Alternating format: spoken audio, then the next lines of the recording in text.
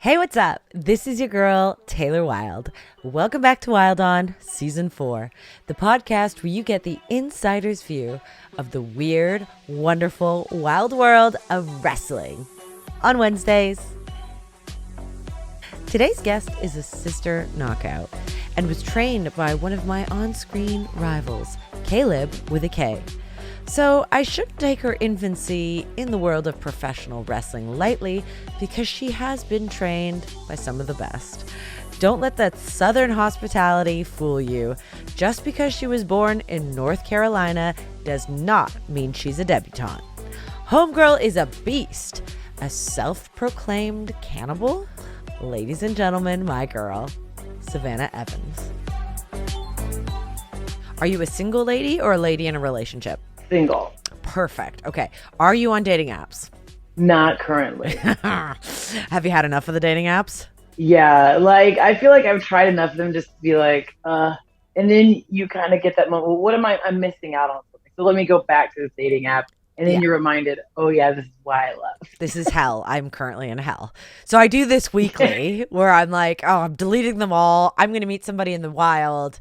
And then that doesn't happen and I'm bored. So I re-download them and then the cycle continues. Okay. So I've been talking to this guy just today and he seems all right. Like I'm not like committed to anything or really give a shit.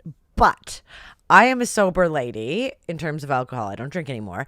And I usually drop that in at some point just because, I don't know, I feel like I should. Or if it doesn't come up, I don't bring it up, whatever. This guy asked me if I wanted to hang out on Halloween.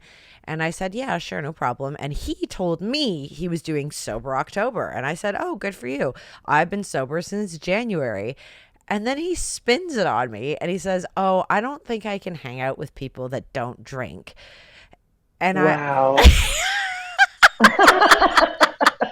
I said to him, like, I feel better. I feel more extroverted. I'm actually more social. And the rest of my life has benefited from it. But I now get the vibe by him saying he did Sober October, but he doesn't know how to hang out with people unless they drink. Does that not sound like a huge red flag with alcohol to you? Yeah, it's weird. Yeah. Right? Right. And if you're doing Sober October as like a trendy thing to do, you're like, well, you know what I mean? Like, I don't get it. Yeah. And he's not like a kid. Like, I'm not a kid. I'm 36. I'll be 37 in January. And he's like in his early 40s. So the fact that you even have to do Sober October, like, can't you just be like balanced, period? And then the fact, yes. And the response that he gave you was like a response someone in their 20s would give. But someone in their 40s shouldn't be like, I don't know if I can hang out with you if you don't drink. Like, and what? Right? And obviously, like, I say nothing about wrestling. I say nothing about my YouTube channel or my podcast because then people expect something that doesn't exist. Like, this does not show up for the date. Like, there is a lot of makeup happening here. This is false advertising.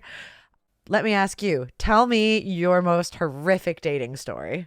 Oh, wow. Yay! I like the way this is started. Right. Let's dig into that bin for a second. Let me think.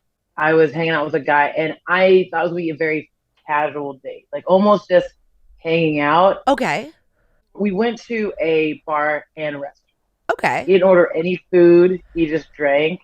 And then I'm like, well, do you want me to get, like, I'll get an appetizer we can share. And he just made it apparent he was not going to eat. And I'm like, are you just here to get loaded? Like, you're just here to get wasted. I eventually kind of made it known, like, I was not interested in seeing him again. And his reaction was just like, oh, well, you know what I mean? Like, I'm like, come on, how old are we? Like, I don't get it. But the streets are real out there in the dating world. Yes. Like, yes. I married people my entire 20s. Like, I'm twice divorced. So I've never been single my entire adult life. And I've never used dating apps because they happened while I was married.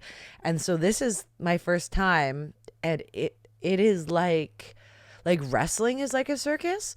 But I actually think people in wrestling are more sane than people on dating apps. Yes. And it's I don't know if it's just because they haven't met you face to face yet when you're just still talking on the app. People will say like wild, outrageous things. And I'm like, would you say that to someone like in person? Like whether it's completely. People are just wild. And like I've not tried Hinge, but my friend has tried Hinge, and that's supposed to be like a little better. But like back when I was trying dating apps, it was like Plenty of Fish Mm-hmm. and Bumble. I think is the one that's like more popular now. Yep. And that's the one I keep kind of like going back to because Sure. the woman has to initiate everything. It's like, oh, you can swipe on as many people as you want, but the person that makes the initial first contact is has to be the woman. The guy I can't. do like I'm like, that. okay, yeah, that's cool, but still, like that's the one. It's like, well, let me try it. Oh no, I'm done. And then I delete it, and then I'm like, man, what am I missing here? Like now I feel like you know what I mean, like the fear of missing out.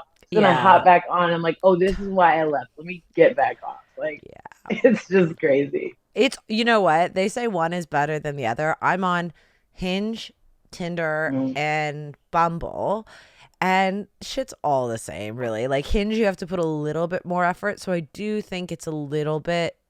I think more people are looking for relationships legitimately on there.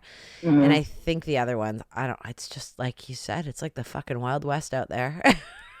Yeah, it really is. So you grew up in Charlotte, North Carolina? Yeah, I was born in Charlotte, kind of partially grew up here. My dad worked Okay. for IBM, like a company that was, I guess, contracted through them. So we moved around. Like third grade, we lived in California for a bit. Oh, So that wow. was cool because at that age, I just thought it was cool to go to the beach every day. You know what I mean? I wasn't like, Yes. yeah, exactly. It's cool to go to the beach every day at our age. Yes. Oh, that'd be great. Then we moved to Nevada, so we were living in Las Vegas. Oh, And as a wow. little kid, obviously I can't go to the casinos and have fun. But for me, it was cool to just look out my parents' bedroom window and see the lights from the strip. That was cool Totally. to me. Oh, And then interesting. I finished out school in Colorado. And then my family moved back to Charlotte. Okay. You said moved Mm-hmm. around a little bit. You just like covered northwest, east. Like A few states. you Yeah. started south. That's like, and also culturally speaking, like obviously that's all within America, but like Mm-hmm. those places all have a drastically different vibe. How did you Yes. find being a student and in your formative years going from like Mm-hmm. states like that where like I imagine you had to be a real chameleon?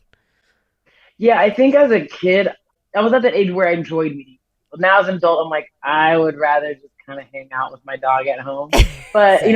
that at that age, it was cool for me to meet people, and I got used to meeting people and that ritual of finding something in common and talking about it and becoming friends, that kind of thing.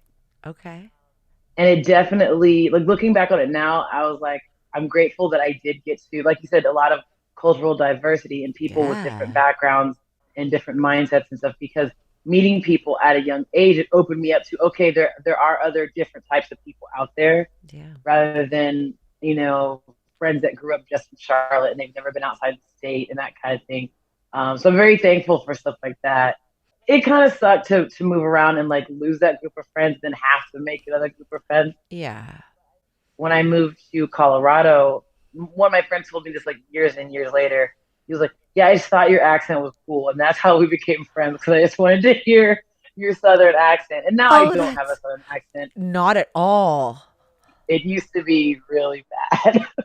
Like when we're at work and whatnot, when we're at Impact, like I love Gia's accent because I used to Oh, know some people that sounded like that, and hers totally. is a little bit further south, like that kind of accent. But Yeah. I used to know people that talk like that. Gia's accent warms my heart. It really does. Yes, She's so yeah. adorable. But it's her, right? It's like, it's her. The whole overallness of her. So, because you've done so much traveling, do you have a favorite city or a favorite venue? I always think it's cool going to the 2300 arena and Yes. then going to Tony Luke's down the street and getting like a cheesesteak.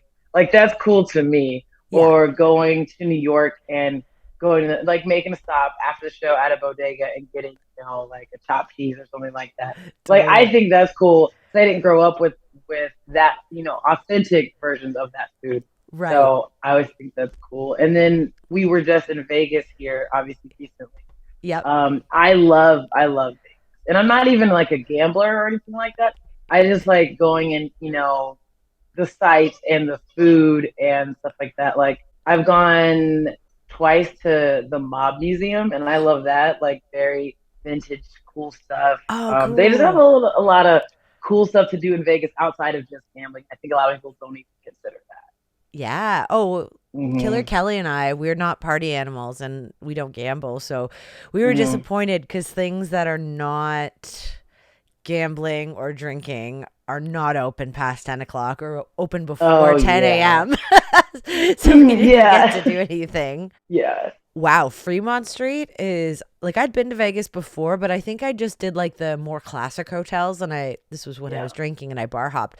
But it is wild down there. No pun yeah. intended. I did Fremont Street on Halloween a few years ago, Oh, and that was wow. pretty cool. Yes, even though it was like, I want to say it was right after everything opened up from the Okay. pandemic is when we went. And even then, it was still cool to go. Like, obviously, cold this time of year, but it was cool. Everyone was dressed up. Yeah. And I love when you go down Fremont Street, like the screens above the walkway. So you're Yeah. walking, you see it, and like street performers and all that kind of stuff. And I love, like a few blocks down is the Arts District. Yes. So it's like all the murals on the wall and stuff like that. I like that kind of stuff, taking pictures of that. I mean, a little bit seedier than Little some bit. other areas in Yeah. Vegas, but still really cool to just walk down there real quick and take some pictures. Preferably when the sun's still out. Yeah, oh, absolutely. So do you have a nickname like that your family has for you or in wrestling? No, not really. So where did the cannibal come from then? Oh, so that was, Your self-proclaimed nickname. I always tell it like the people call me the cannibal because I'll fight anybody and I'll eat them alive. Like that Oh, kind I of love. thing. Like Yes. urban legend myth type of thing. Work. I love But this. yes, but the name actually started 2017, I'll say, Yep. in this all women's promotion here in Charlotte called Queens of Combat. I was teamed with two other girls, Devin Nicole and Big Swole. That's before she Okay. was Big Swole. So we were like an all black group of ladies, and we were the sexy young Karen. And the initials spell out it SYC. And I'm like, oh, that's sick. You know what I mean? Like, that's cool. Yeah, totally. Yeah. So we didn't have that group really outside of that promotion, and it only lasted maybe like a year or so. And I still wanted to use the initials SYC. I'm like, well, how could I tweak around these words a little bit? Because I'm like, what if Okay. if I'm ferocious, I'm the sexy young cannibal.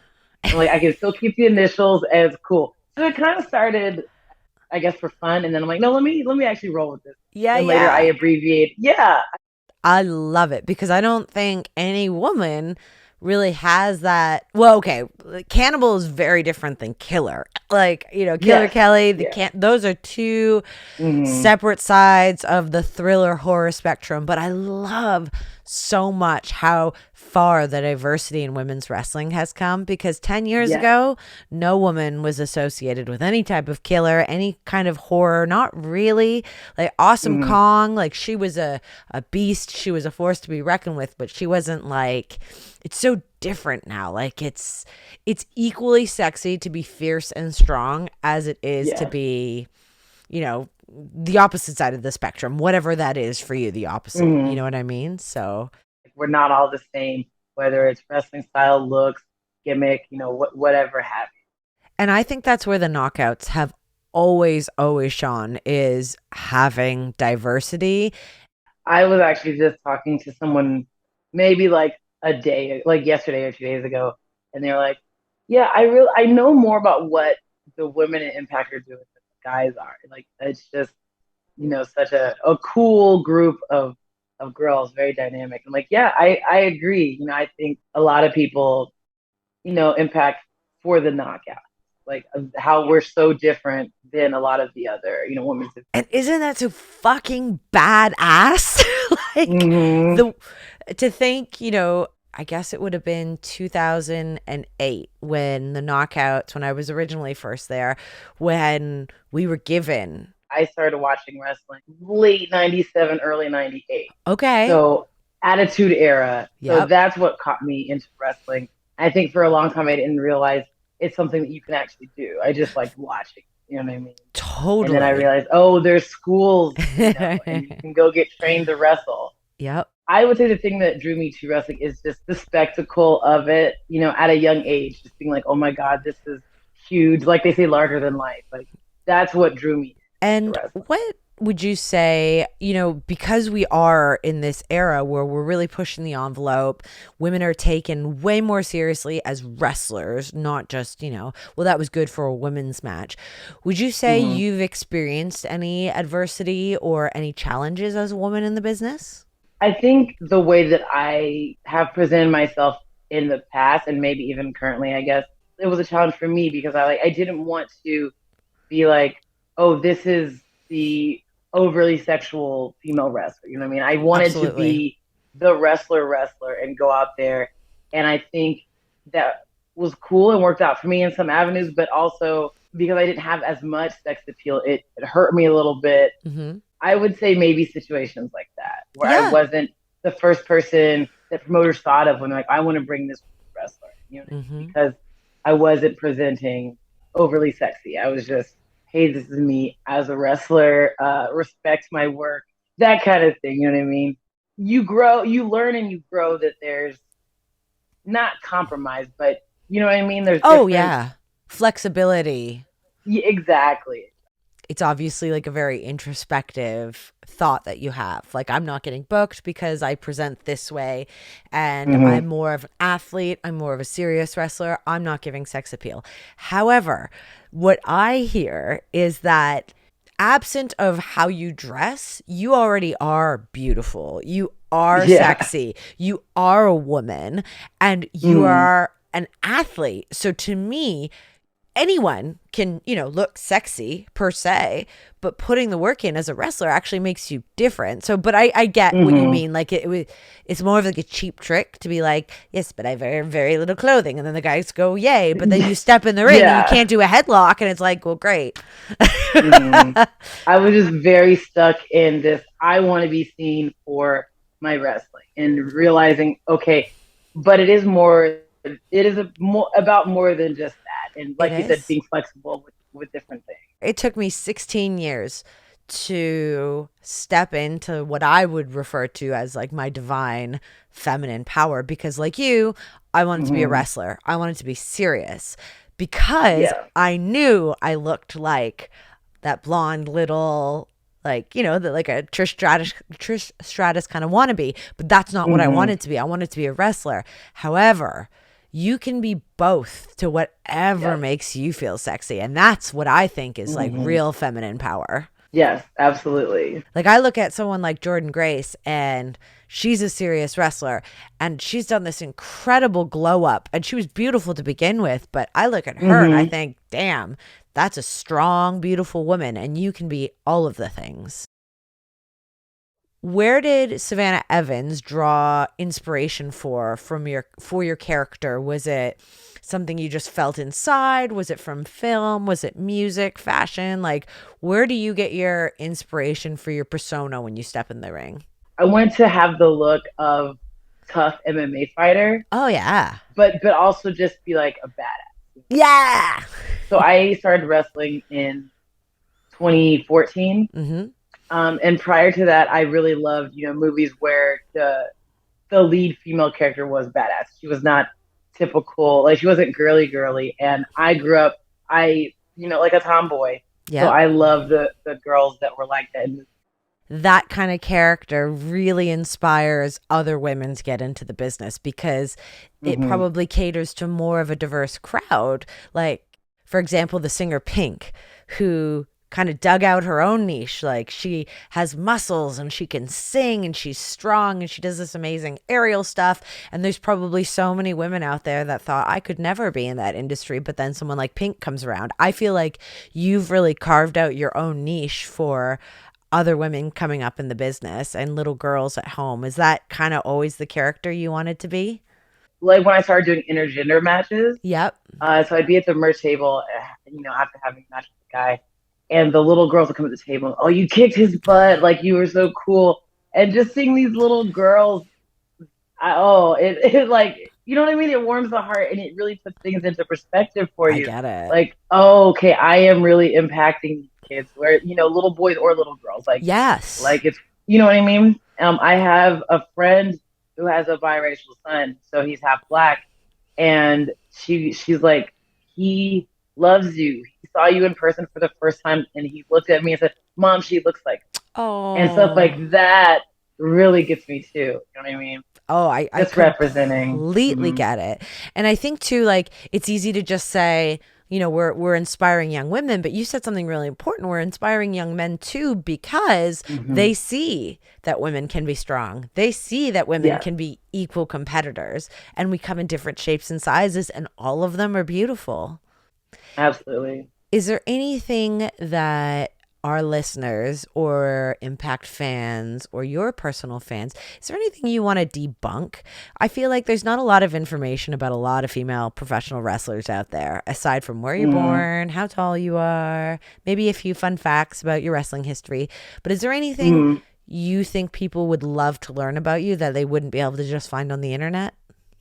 My absolute favorite part of my life is this dog over here. He's sleeping. Tell me about the dog. Who is he? What kind of a dog is he? Where did he come from? So this is Cowboy. I got him from a rescue, and he already had the name Cowboy. I'm like, I love it. That's perfect. I'll just keep it because he has these brown patches and like gray little dapple spots, and he looks like a cow, like a cow skin, skin rug, like a steer. Yeah. I'm like, oh, that's perfect. But he's like a huge part of my life. But I think it's nothing to be debunked about him because I post him all the time on Twitter. You always see him on social media. He has his own Instagram. Oh. It's just the cutest. He's just so special to me. He's my first dog since, I was a kid. Like we had a couple dogs growing up. But he's my first dog as an adult. So he's your baby. Huh? He's your baby. Yeah. Oh, absolutely my child. And juggling him is a huge, I guess, roadblock sometimes between my wrestling schedule, but it's worth it at the end of the day because he's everything. He is 6 years old. Oh. I think at the shelter they just had him listed as like a pit bull mix, but me being, crazy about dogs, I got one of those Embark DNA tests. Oh, wow. So we did it's a whole kit. They mail it to you. You take like this little Q-tip out of the packaging and you swab the inside of their cheek a few times. Yeah. You put it back and you mail it off. So his came back 100% American Bully. Oh, wow. So not the huge ones that you see. He's like a good medium-sized one. He's 66 pounds right now. But yeah, just great. He does this majority of the day. He just sleeps. So, it's cool when I have to. Yeah, he has. I love his legs. I call them like his little chicken legs. His thighs are so muscular and big. But yeah, he's so chill. He adapted to living with me in the apartment very well. Good. I don't know what his situation was before, but I think the foster family that had him for like a month before I got him, they were saying that like he was getting accustomed to go up and down stairs. So I think he may have just been like an outdoor dog or just a dog in a situation where he didn't have to worry about stairs or anything. But he's cool. He's adjusted now. He hangs out most of the time like this. Like he'll just watch TV with me on the couch and cuddle. I love it. So who looks after Cowboy when you're on the road? So I have some friends that will look after him. I stay close by Caleb Conley and Chris Statlander. Oh, nice. He gets along with their dog. So I'll drop him off there sometimes. Or I'll have someone come in and check in on him. Like I use the Rover app. Oh, nice. So it's all professionals and their background screened and that kind of thing. So I'll usually have someone come and check on him or have him stay at their place. Oh, well, that's nice. So he gets to do like doggy sleepovers when with other wrestlers sometimes. I love that. Yes.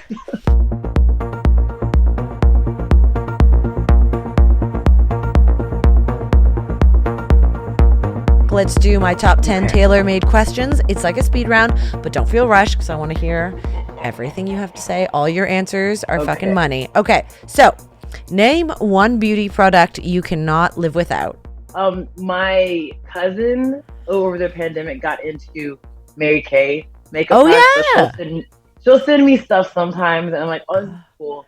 The one thing I do like that she sent me, they have like a facial scrub that's really nice, Oh, and it's lovely. like gentle enough you can use it every day or like Okay. twice a day. But I feel like it really works, and my face is everything, so I just try to take care of it best I You do have beautiful skin, so it's doing something for you, girl. can. What is your favorite exercise? When I'm weightlifting, I like doing shoulders, I love but good it's shoulders. yeah, I love shoulders, and I think it's because mine are like a little uneven in strength, and I think it's because when I was younger, I played softball. I threw out Oh. my shoulder one time, Oh, and from I think it's pitching. just been kind of weird since then. Like this one, Oh. like I'll have to like roll it a few times for it to Mm-hmm. feel like regular.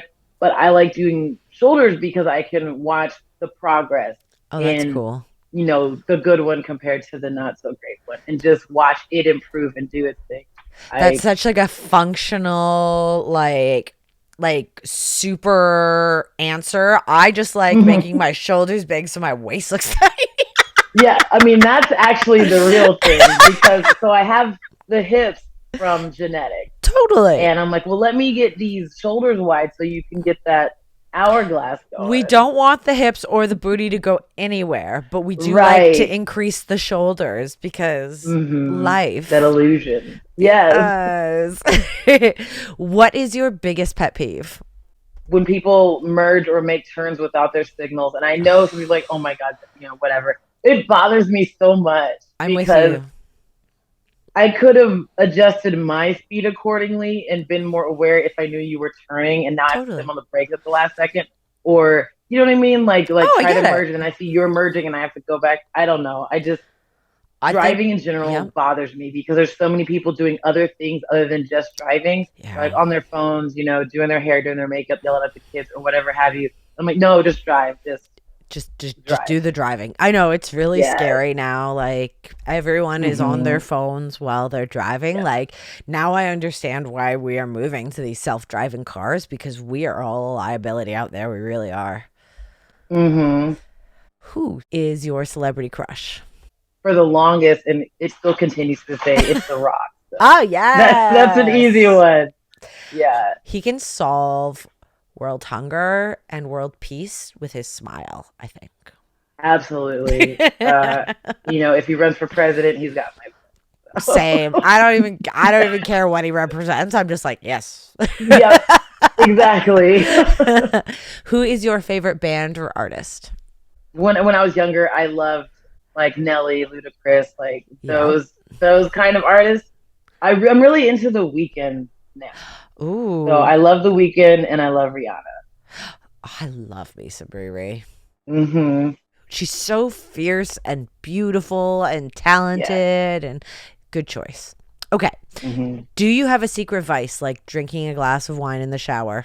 Not something as specific as that. One of Yep. my vices is definitely Chinese. Chinese food. Do you like Panda Express or like is there a specific? Obviously when we go to Sam's Town, Yep. I hit up the Panda Express, but I love orange chicken in general.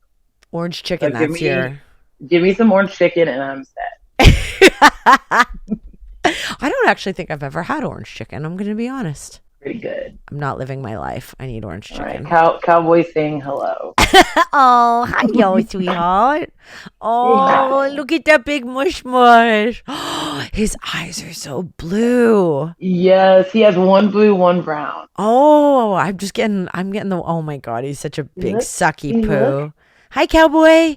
What wrestler has the best entrance music? I was saying nowadays the one that's catchy for me is Ricky Stark's music Oh, over good at AEW. one. It's very Yes. like big band, I like it. it's different. For the little Mhm. guy, it's good. What is your drink of choice? Doesn't have to be alcoholic. I like bubble tea if we're going Oh, non-alcoholic. yep. And then alcoholic, I think my go-to is like a vodka cran or vodka soda water or anything with tequila in it. Tequila. Just straight tequila. You were going like modest. No, just tequila. Yeah, anything with tequila in it. That's fair. What has been your most embarrassing moment in the ring?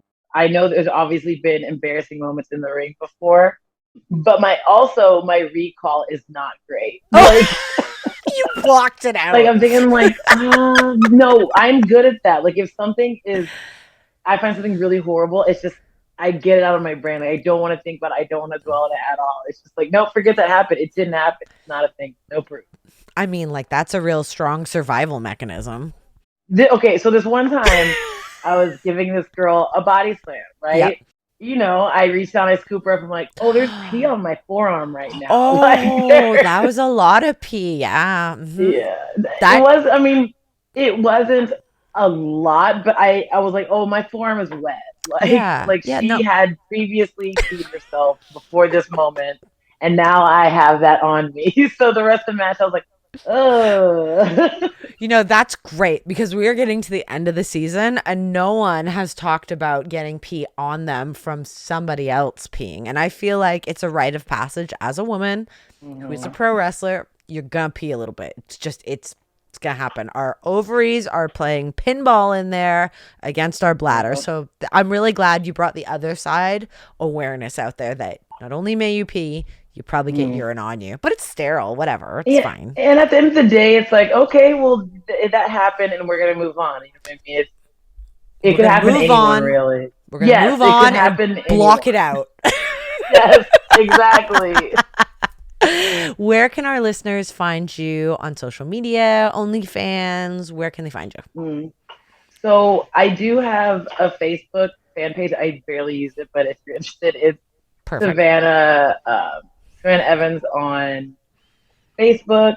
Instagram is Savannah Evs because Savannah Evans was taken. Always. So there's that one. Still waiting to get verified on Instagram. Still waiting to get verified on Twitter, but my Twitter is Savannah Evans, the letter N, the letter B. Because again, Savannah Evans was taken. That person has not tweeted in 11 years.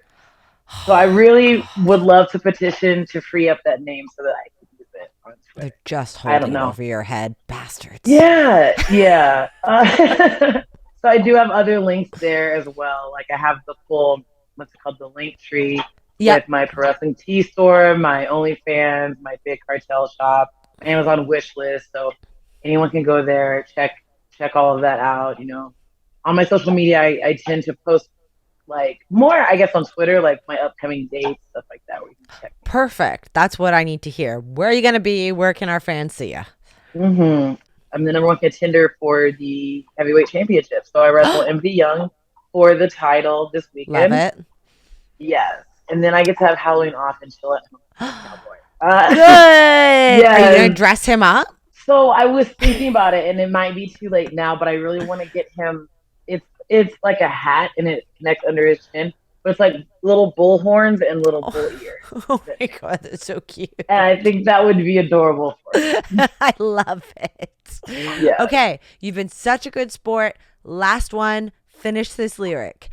Cadillac grills, Cadillac spills. And I was just talking about him too. Check out the oil on my Cadillac. The oil on my Cadillac spills, right? Yes. And that concludes another wild, weird, wonderful episode of Wilde On. I really, really enjoy speaking to the new knockouts at Impact Wrestling. Since I guess I'm a veteran. It doesn't feel that way since I took 10 years off. But when I am at tapings, I do feel like I've been around the business for a long time, especially because a lot of the people I started with are either top talent, main card guys, producers, agents, on the creative team, all the things that make professional wrestling amazing. But I would not do this podcast without my badass punk rock girl band, the Wilde On team. My right-hand woman, my queen, producer, editor, film buff, amazing human being, sister, all the things, Rochelle Douris. Our marketing specialist, our internet savant, the girl that does all the things I simply don't know how to do, but I desperately need Madison Golshani and our little sweet baby angel, Sam Smith, who also sings the Wilde On theme song. Thank you. I love you all. And until next week, keep calm and wild on.